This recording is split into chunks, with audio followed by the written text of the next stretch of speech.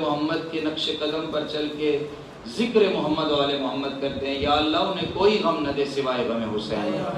میرے قاسم بھائی جو ہماری سنگت دستہ ماتم صدائے حسین، ان کے نوخان ماتمی جتنے بھی ہیں، چچا لیاقت کو جو ہمارے علاقے کے بزرگان ہیں، ہمارے شہید خورشید بھائی، خدایا سب کے درجات بلند فرما، جو ہم مانگ سکے وہ ہمیں عطا فرما، جو ہم سے رہ جائے اپنی رحمت و برکت کے طفیل صدقے میں ان خالی جھولیوں میں خیرات درآل محمد عطا فرما۔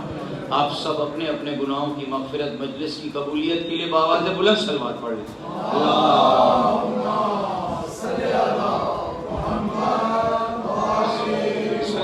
زحمت کرے گا میرے قریب آ جائیں، جو نوجوان ہیں بزرگ بیٹھے رہیں اپنی جگہ پہ، بزرگ بسم اللہ، ذرا نوجوان قریب آ جائیں، کوئی لطف آئے گا، کیونکہ ہم جس کا ذکر کر رہے ہیں، ایک مرتبہ صلوات پڑھ لیں۔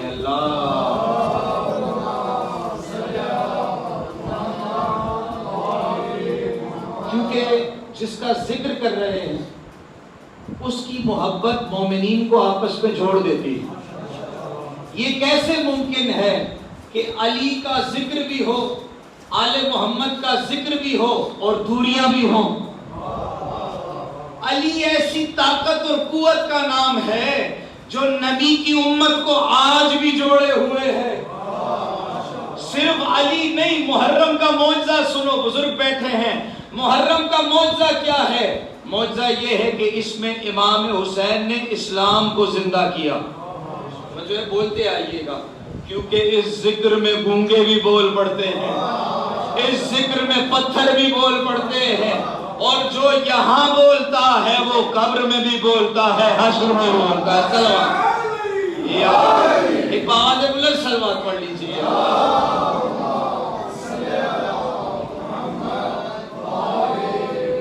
دیکھیں یہ ذکر جوڑتا ہے، اس ذکر کی خاصیت کیا ہے؟ آپ میں سے کئی لوگ ہیں، زیادہ تر لوگ ہیں جو میں جنہیں جانتا ہوں، جو مجھے جانتے ہیں، بعض کے ساتھ رشتہ داریاں ہیں، بعض کے ساتھ دوستی ہے، بعض کے ساتھ قوم خیش برادری ہے۔ کچھ لوگ ایسے ہوں گے جو کہ نہ مجھے جانتے ہوں گے، نہ میں جنہیں جانتا ہوں، لیکن وہ اس دربار میں آ کے، امام بارگاہ قائم قمر فاطمہ میں آ کر امام کا ذکر سننے کی نیت سے میرے سامنے بیٹھ گئے ہیں۔ اور ابھی تھوڑا دیر پہلے میں ماتمی سنگت کی ماتم کی نوحے سن رہا تھا۔ وجہ کیا ہے؟ آپ کیوں آئے ہیں یہاں پر؟ آپ کسی پہ ذاتی احسان کرنے نہیں آئے، بلکہ آپ نبی کے نواسے کے ذکر میں آئے ہیں۔ پتہ یہ چلا دنیا کا کوئی بھی معزز شخص، کوئی بھی بزرگ، کوئی بھی نوجوان اپنی مرضی سے اپنا وقت کسی کو نہیں دیتا، مگر ایک ذکر ایسا ہے جس کے لیے لوگ پیسہ خرچ کر کر جاتے ہیں، اپنا پیٹرول لگا کر حسین کی مجلس میں جاتے ہیں۔ کیوں جاتے ہیں؟ کیونکہ ہمیں نبی نے بتایا ہے، وہ نبی جو اللہ کا آخری نبی ہے، جس کے بعد کوئی نبی نہیں آئے گا۔ نبی نے مسجد نبوی میں بیٹھ کر کہا، حسین منی وانا من الحسین، میں حسین سے ہوں اور حسین مجھ سے ہے۔ بس جب اگر ایسا زور آئے کہ کسی مقام پہ میرے پیارے کا ذکر ہو تو آسمان سے ملائکہ آئیں گے، دنیا سے مومنین آئیں گے۔ ایک شرط ہے حسین کے در پہ آنے کی، وہ ہے کہ انسان باضمیر ہو۔ توجہ کیجئے گا، انسان غیرت مند ہو۔ یہاں پہ آپ کو عیسائی بھی ملیں گے، یہاں پہ آپ کو غیر مذہب بھی ملیں گے، مسلمانوں کے سارے فرقے ملیں گے۔ کیوں؟ کیونکہ حسین غیرت مندوں کا امام ہے۔ حسین ان کا امام ہے جو یہ نہیں دیکھتے ہم 72 ہیں، سامنے لاکھوں کا لشکر ہے، وہ کہتے ہیں ہمارا امام ایک ہے مگر نیک ہے۔ حسین کا حق بنتا ہے کہ اس کی اطاعت کی جائے۔ سروات پڑھ لیجئے، اللہم۔ لہذا امام کے ذکر کا یہ معجزہ ہے۔ میں محرم کے شروع سے ایک آپ کی خدمت میں رائز پیش کروں کہ امام حسین کے ذکر میں برکت ہے۔ دنیا میں کوئی کہانی، کوئی واقعہ، کوئی جسے ہم انگلش میں ٹریجڈی بولتے ہیں، مذاہب بہت سے ایسے گفتگو جب ہم لٹریچر پڑھتے ہیں تو اس میں ان کے لیے یہ الفاظ بھی استعمال، کوئی واقعہ اتنی تیزی سے نہیں پھیلا جتنا امام حسین کا مظلوم خون پھیلا. کوئی واقعہ جس کے بارے میں لوگوں کا یہ استدلال ہو کہ یہ واقعہ غلط پیش آیا ہے یا صحیح پیش آیا ہے، 99.9 بلکہ 100% لوگ یہ کہتے ہیں حسین کے ساتھ ظلم ہوا ہے، حسین کے بچوں کے ساتھ ظلم ہوا ہے، نبی کی اولاد کے ساتھ ظلم ہوا ہے. یہ کیوں؟ حالانکہ امام حسین تو چند لوگوں کے ساتھ کربلا کے میدان میں تھے. توجہ ہے آپ کی؟ امام کے ساتھ تو آدھا لشکر خواتین کا تھا. اور ہم نے جو سلسلہ شروع کیا ہے انشاءاللہ آج کو ممکن نہیں ہوگا کہ ہم شہدائے کربلا کے 72 شہیدوں کا ذکر کریں گے اور مومنین جانیں گے کہ امام کے ساتھ کون کون سے پھول آئے تھے، شہید آئے تھے. بنی ہاشم کے شہید تو ہم سنتے ہیں، لیکن اور جو کوفہ سے آئے، جو دور دور دراز علاقوں سے آئے. اور میں نے آپ کی چونکہ سنگت کے ساتھ ہمیں شرف رہتا ہے کہ ان کے ماتمی بڑے پڑھے لکھے ماشاءاللہ اور نوجوان لوگ ہیں. ہم نے حجاج ابن مسروق جوفی کا ذکر کیا، امام کا صحابی ہے، ٹھیک ہے. ہم نے ناصر ابن ہلال کا ذکر کیا، امام کا صحابی ہے. یہ دو نام عام طور پہ نہیں سنے جاتے، امام کے 72 شہداء میں سے. ہم نے زہیر ابن قین کا ذکر کیا ہے، انہی 10 دنوں کے بعد کی جو مجالس ہو رہی ہے. روزانہ ایک نہ ایک جگہ پہ خدمت ہے، مجلس ہے. آج بھی میں مدرسہ شہید سے مجلس پڑھ کے آپ کی زیارت کرنے کے. لیکن یہ ضروری ہے ہمیں پتہ تو ہو کہ امام کے ساتھ وہ باضمیر لوگ کون تھے. بزرگوں کو پتہ ہے، ہم نوجوان جو نئی نسل ہے، جب تک ہم امام کے ان 72 شہداء کے کم از کم نام نہیں جان لیتے ہم ان کے مقصد تک کیسے پہنچیں گے؟ ہم کیسے جانیں گے جان کون تھا؟ ہم کیسے جانیں گے حسین کا ساتھی اور بچپن کا دوست حبیب ابن مظاہر کون تھا؟ حالانکہ جناب حبیب کو 10 دنوں میں سے ایک دن پڑھا جاتا ہے، لیکن ان کی معرفت عظیم معرفت. بلکہ آپ سن لیجئے، آج 26 صفر ہے، 26 محرم ہے، امام زین العابدین کے اوصاف ہم نہیں پڑھ سکتے. ان کے قربان جائیں کہ امام حسین کے براہ راست فرزند ارجمن ہیں، بڑے بیٹے ہیں، اور امامت کے تاج ان کے سر پر ہے، چوتھے امام ہیں. لیکن وقت ہی نہیں ہے کہ ہم مجالس میں ڈیٹیل میں جائیں اور پڑھیں. لیکن ہم پہ اب ذمہ داری ہے، کیونکہ اب دنیا میں وہ لوگ پیدا ہو گئے ہیں جو لوگ یزید کے حامی نکل آئے. اس لاوارث لاش کو جو شام کے عقوبت خانوں میں نہیں محلوں میں گم گئی، جس کے پاس اقتدار تھا، جس کے پاس فوج تھی، جس کے پاس مال و دولت تھا، وہ شام میں کہاں پر ہے کچھ پتہ نہیں. ہم 1400 سال سے اس کی قبر کے تحقق میں. حسینیت ڈھونڈ رہی ہے کہ یزیدیت کہاں پر ہے، کہ اس پہ لعنت برسائی جائے جس نے آل رسول کے اوپر ظلم کیا. بس میں اپنے مقصد کے قریب آیا، زیادہ دیر آپ کی سما خراشی نہیں کرنی، میرے خیال سے اس کے بعد بھی عزاداری ہونی ہے. تو میں کچھ ایک فضیلت مولا علی، نبی کے احکام کی روشنی میں، اور بس پھر مصائب امام حسین. ایک مرتبہ بآواز بلند صلوات پڑھ لیں.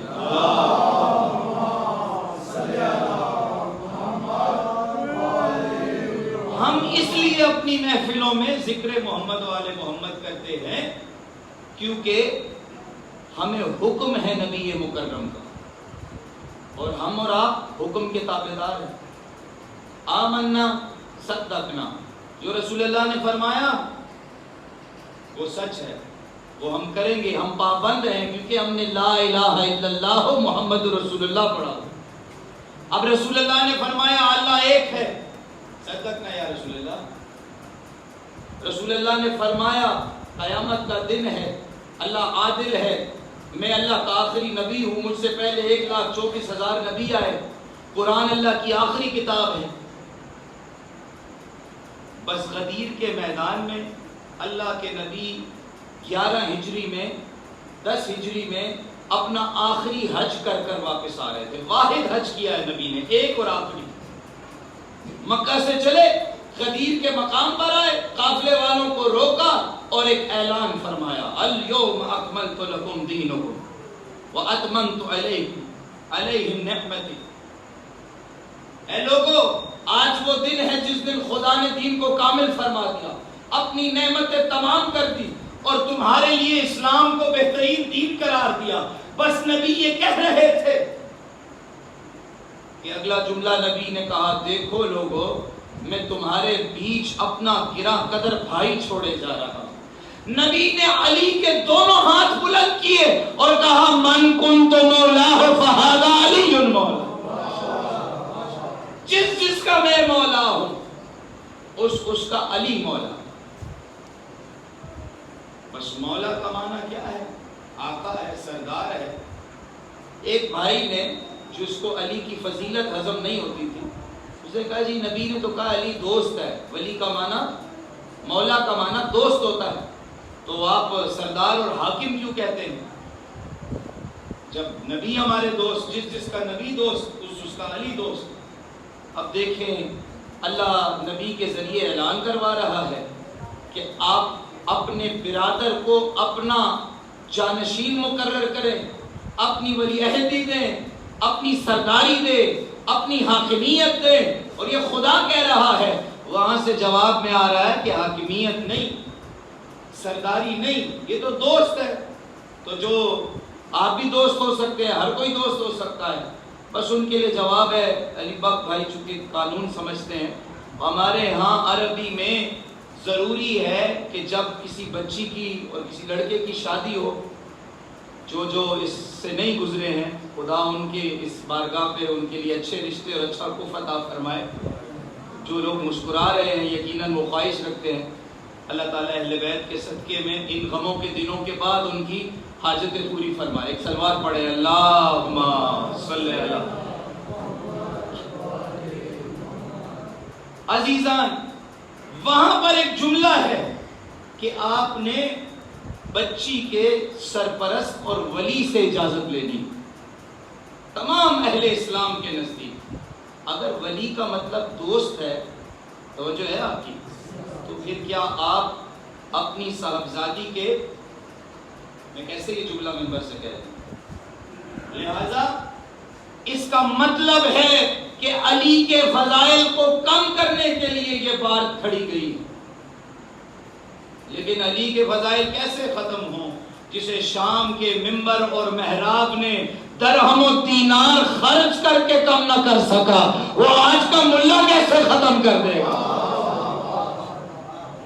عبداللہ ابن عباس صدقۃ المحدثین، حبر الامہ کتابوں میں ان کے لیے لکھا گیا کہ حدیث اور علم الرجال اور قرآن کریم کی کتابیں حضور کے چچا کے بیٹے عبداللہ ابن عباس، جنہیں تعلیم نبی مکرم اور مولا علی نے براہ راست دی، حدیث کا علم، قرآن کا علم براہ راست دیا ہے، گئے شام میں.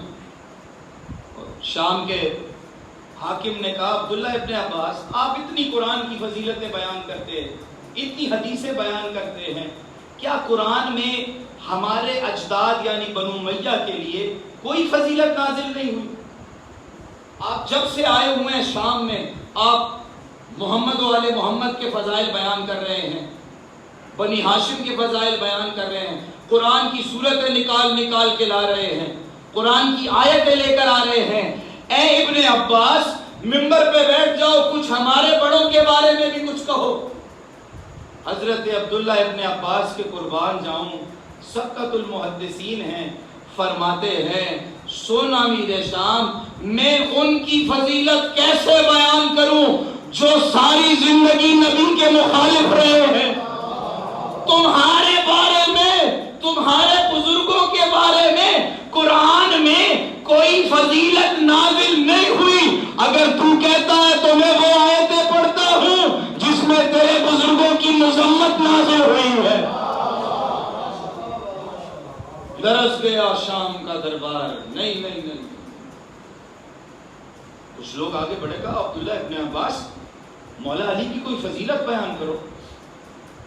کہا اس کی فضیلت کیسے بیان کروں جس کے بارے میں نے نبی کی زبان سے 10,000 فضائل سنی. فضیلتیں قرآن نہیں، حدیث، جس کے بارے میں حدیث 10,000 فضائل سنے. ایک روایت میں 3,000 کا جملہ، ایک میں 10. خدا میں غلط نہ کرائے. ششدر رہ گیا مجمع. کہا کیسے کیسے تم یہ کہہ سکتے ہو؟ کہا میں نے اپنے سمعت رسول اللہ، میں نے اپنے کانوں سے رسول اللہ سے سنا. بس ایک واقعہ آپ کی خدمت میں. یہی عبداللہ ابن عباس مولا علی کی خدمت میں حاضر ہوئے اور کہا یا رسول اللہ کے چاہنے والے، اے مولا علی، اے نبی کے صحابی، اے نبی کے پیارے، بس زحمت تمام ہو گئی، بتائیے تو صحیح. میں نے تفسیر قرآن کا اعادہ کیا ہے اور تفسیر قرآن میں سب سے پہلے الحمد ہے اور الحمد کو شروع کرتا ہوں بسم اللہ سے. توجہ ہے آپ کی؟ مولا علی، میں نے سنا ہے آپ نے منبر پہ بیٹھ کے ایک دعویٰ کیا جس کا مطلب ہے سلونی سلونی قبل ان تفقدونی، پوچھو پوچھو دنیا والوں مجھ سے پوچھو اس سے پہلے کہ تم مجھے اپنے میں نہ پاؤ. میں تمہیں غیب کی خبریں دوں گا، میں تمہیں آنے والے حالات بتاؤں گا. میں علی وہ ہوں جس نے نبی کی زبان چوس کر علم حاصل کیا. فرمایا نبی نے مجھے اپنی زبان، اپنا لعاب دہن چسا کر 1,000 علم کے باب سکھائے ہیں، پھر مجھ علی نے ہر دروازے سے 1,000 دروازہ کھولا ہے. کہا مولا علی نے کہا پوچھو عبداللہ کیا پوچھنا چاہتے ہو؟ کہا میں نے تفسیر کا اعادہ کیا ہے لہذا مجھے الحمد کی تفسیر سنا ہے. بس وارث علم لدنی، نبی کا وارث، نبیوں کی نبوت اور علم و حلم کا وارث ابو طالب کا بیٹا منبر مسجد نبی پر بیٹھ گیا. صحابہ موجود ہیں. روایت کہتی ہے عبداللہ ابن عباس نے عشاء کی نماز کے بعد سوال شروع کیا. مولا علی کی زبان نے فضائل الحمد سے پہلے بسم اللہ کے فضائل شروع کیے. مولا کی زبان چلتی جا رہی ہے، فضائل چلتے جا رہے ہیں، چلتے جا رہے ہیں. ایسا کہ تہجد و فجر کی نماز کا وقت قریب آیا. عبداللہ ابن عباس لکھتا جا رہا ہے، سنتا جا رہا ہے، ششدر ہے. یہ کیسے رموز علی کھول رہا ہے، یہ کون سی باتیں علی بتا رہا ہے، یہ کہاں کہاں کے خوش نبی کا وسیع کھولتا جا رہا ہے کہ بس مؤذن گلدستہ نماز کے قریب ہوا. یہاں پہ عبداللہ ابن عباس نے کہا مولا اذان کا وقت قریب ہے اور ابھی آپ نے بسم اللہ کی بے کے فضائل ختم نہیں کیے. کہا عبداللہ ابن عباس سن، میں محمد الرسول اللہ کا غلام ہوں، میں نبی کا وہ غلام ہوں کہ اگر قیامت تک میرے لیے منبر لگایا جائے اور ساری دنیا لکھنے کے لیے بیٹھ جائے، میں بولتا رہوں گا بسم اللہ کے فضائل، الحمد کے فضائل نہیں ختم ہوں گے. مانگنے والے آئیں گے مگر فضائل ختم نہیں ہوں گے. کر دی میں نے بات. بھائی نے فرمائش کی ہے تو میں ایک جملہ کہہ کے بس مسائل شروع کر دوں گا. آیا مولا علی کے پاس، دیکھیں مولا علی کا علم کیسا ہے. ایک شخص آیا، وہ کہنے لگا یا مولا آپ کے بڑے دعوے ہیں، سلونی سلونی کرتے ہیں، مجھے یہ تو بتائیں. قاسم بھائی آپ کی نظر ہے، یہ میرے بزرگ بیٹھے ہیں، سردار صاحب کی نظر یہ روایت ہے، یہ تو بتائیں آج میں کھاؤں گا کیا. آپ نے کہا ہے نا کہ مستقبل کا مجھ سے پوچھو. دیکھیں کتنے چھوٹے ذہن تھے، کیسے کیسے سوال ہوئے مولا کے. کہا میں کھاؤں گا کیا. امیر المومنین نے اپنا سر اٹھایا. کریم نبی کے کریم وسیع نے جواب میں کرم کی انتہا کرتے ہوئے، علی کچھ بھی کہہ سکتے تھے اور جو کہتے خدا اسے لوہے محفوظ میں شامل کر دیتا. کریم نبی کے کریم وسیع نے کہا آج تو چاول اور شیر کھائے گا۔ کہہ دیا علی نے، اٹھا اور کہا خدا کی قسم میں سب کچھ کھاؤں گا لیکن چاول اور شیر نہیں کھاؤں گا۔ جو ہے آپ کی علی کی بارگاہ میں حضرہ سرائی کر کے مولا نے معاف کیا، رحمت للعالمین کا ماننے والا تھا، رحمت للعالمین کے منبر پہ بیٹھا ہوا تھا۔ علی نے کہا تو جا تو صحیح، گیا ہے۔ جیسے ہی اپنے گھر میں داخل ہوا اپنی بیگم سے کہا کیا پکایا ہے آج؟ بیگم نے کہا دسترخوان لگاتی ہوں، اہتمام کرتی ہوں، سفرہ لگایا گیا، نعمتیں اکٹھی کی گئی۔ اب جو دیکھتا ہے جب ہانڈی سے برتن اٹھا، ایک ہانڈی میں چاول ہے، ایک ہانڈی میں شیر ہے۔ کہا تو نے یہ کیا پکایا ہے؟ کہا بندہ خدا، خدا کا رزق ہے، شکر ادا کر خدا نے ہمیں رزق دیا ہے۔ کہا نہیں میں نہیں کھاؤں گا، جا محلے میں ڈھونڈ کے لے کر آ، کوئی کھانے کی ایسی چیز ہو جو میں کھا سکوں۔ مومنہ نے کہا بڑا عجیب مزاج ہے، کیا ہوا ہے، کہاں سے لڑ کے آیا ہے، کیوں ایسی باتیں کر رہا ہے؟ اکثر گھروں میں یہ چیزیں ہوتی ہیں۔ کہا نہیں تو جا کھانا لے کر آ، میں دودھ اور شیر نہیں کھاؤں گا۔ یہ گئی ہے، بڑی دیر کے بعد واپس آئی ہے، توجہ کرنا، بس بات ختم ہو گئی، فضائل کا باب ختم ہو گیا۔ بڑی دیر کے بعد آئی ہے، خالی ہاتھ آئی ہے۔ کہا اتنی دیر لگائی، خالی ہاتھ آئی ہے۔ کہا او ظالم تو نے کیا کیا ہے؟ مدینے میں جس گھر میں جاتی ہوں دودھ اور شیر پکا ہوا ہے۔ توجہ کرو، تڑپ کے کہتا ہے مجھے لگتا ہے مدینے والے پاگل ہو گئے ہیں۔ معاذ اللہ، نکل گیا لڑکے گھر سے لڑ کے نکل گیا۔ روایت کہتی ہے مدینے میں ہر جگہ دودھ اور چاول اور شیر کی خوشبو آ رہی تھی۔ بس علی کے بغض میں، چاولوں اور شیر کے بغض میں مدینے سے باہر نکل گیا۔ دیکھا ایک قافلہ آ رہا تھا، ابھی وہ قافلہ مدینے پہنچنے والا تھا۔ کہا رکو رکو رکو، مجھ مسافر کو کھانا کھلا دو، میں بھوکا ہوں، پیاسا ہوں۔ قافلہ روکا گیا۔ قافلے والوں نے کہا اب تو ہم مدینے پہنچنے والے ہیں، جتنا غذا تھی ہم استعمال کر چکے، باورچی جاؤ ڈھونڈ کے لاؤ کہ کیا بچا ہے۔ بس بٹھایا گیا، بڑے احترام سے سفرہ بچھایا گیا ہے، اس کو پانی بھی پلایا گیا ہے۔ اب جب غذا کی باری آئی ہے، ہانڈی ہٹتی ہے، اندر چاول اور شیر پڑے ہیں۔ کہتا ہے او قافلے والو تم تو بڑی مسافت کر کے آئے ہو، تمہارے پاس قافلے میں کچھ اور تو ہوگا، ایک جو کا دانہ تو ہوگا، کھجور تو ہوگی، گندم تو ہوگی، روٹی تو ہوگی، کچھ تو لاؤ مجھے کھلا دو۔ قافلے والوں نے کہا خدا کی قسم سب کچھ چھان لیا ہے، یا چاول بچے ہیں یا شیر بچی ہے، قربان مولا علی کے۔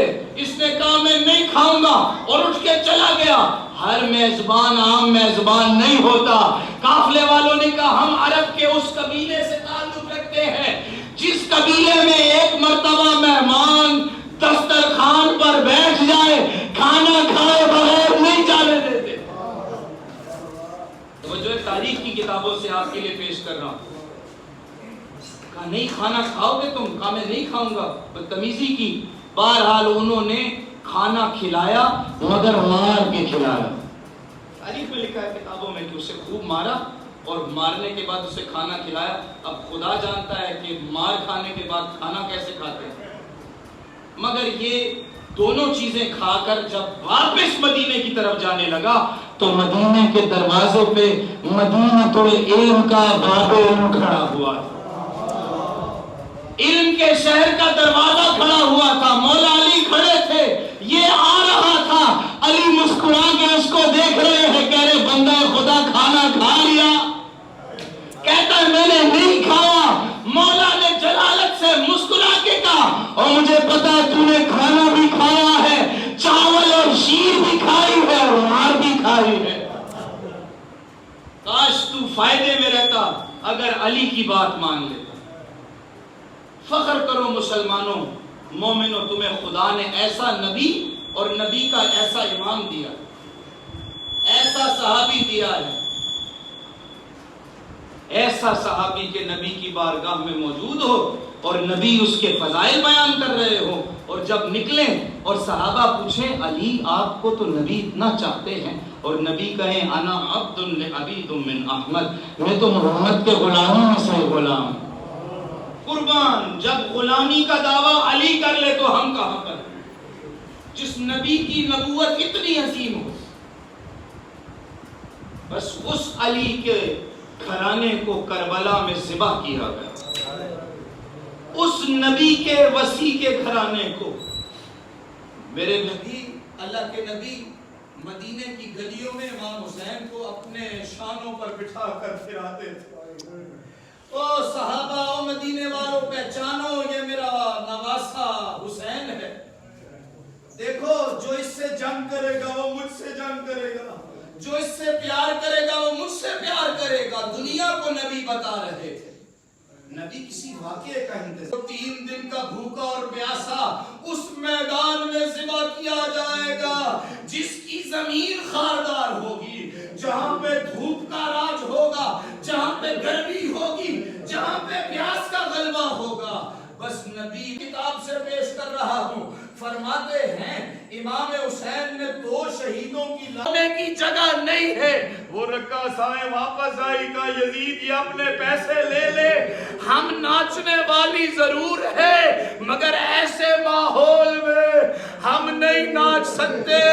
میں قربان بی بی زینب کے، میں قربان امام زین العابدین کے اس بازار میں سے گزری جس بازار کے دونوں طرف یزید نے 2 رویا آئینے لگائے ہوئے تھے، اور جب سید گزرتے تھے دائیں بھی نظر آتا تھا بائیں بھی نظر آتا تھا۔ سجاد فرماتے ہیں اتنی بھیڑ تھی، جب میں اور میری پھوپھی اس بھیڑ سے نکلے نہ میں پھوپھی کو پہچان سکا نہ پھوپھی مجھے پہچان سکی، اور میری ماں کے سر سے لے کر پاؤں تک خون میں نہا گئی تھی۔ اللہ